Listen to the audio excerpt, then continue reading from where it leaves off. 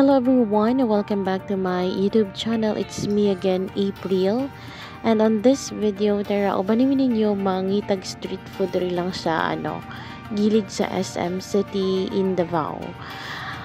Nami diri karon guys kay diri mi na-assign sa SM Annex sa among bagong trabaho. And by the way, I'm with my colleague Ellen and Christy or Christian. Okay, so muna naka-filmig boredom, so nag-decide mi nga mga tumi dito sa gilid sa SM para magpalit og mga buto say pwede mapalit. So diri naglakaw-lakaw na actually kan mi sa sulod ganina kay naki-connect mig free wifi di ba? And yeah, mo ni siya ron painga na mi dito, so niaga na mi diri sa gilid sa SM while naga-chika ning duha, nagapaminaw rapod ko sa ila at the same time nagkuha rapod ko ka ng short video for the memory lang good, for fun na gini siya akong ginahimo.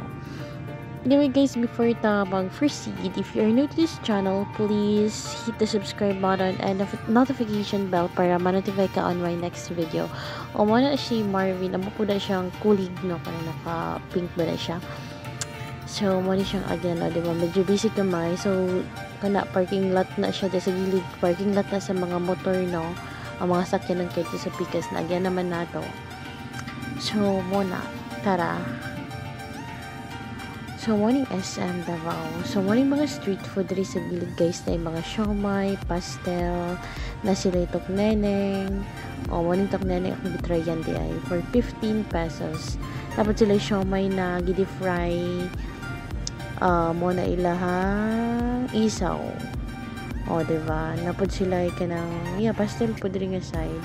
Mo na ilang sasawanan, ilang buko, mo na ilang pastel diri sa pikas po na stand. Mo na siopaw pork o kanang dili pork. So, kanang buko. So, mo rin yung barigya sa pikas nga stall, guys. So, try na to ding what do you call this one? Isaw.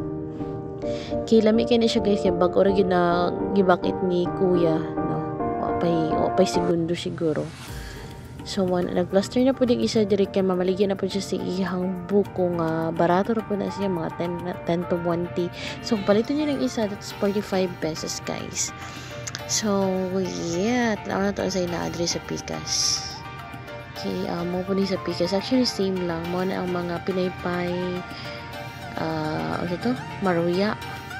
Dere kay kana. Oh, di ba? Pretty ni Christy. Ay nga na siya guys. Nga nakabibo ang life dere sa Davao. Oh, di ba? So, one siya. Actually, dahil standard pero dili gini siya ang kanang kuan like night market sa Davao. Anyway guys, thank you so much for watching this video and see you on my next vlog.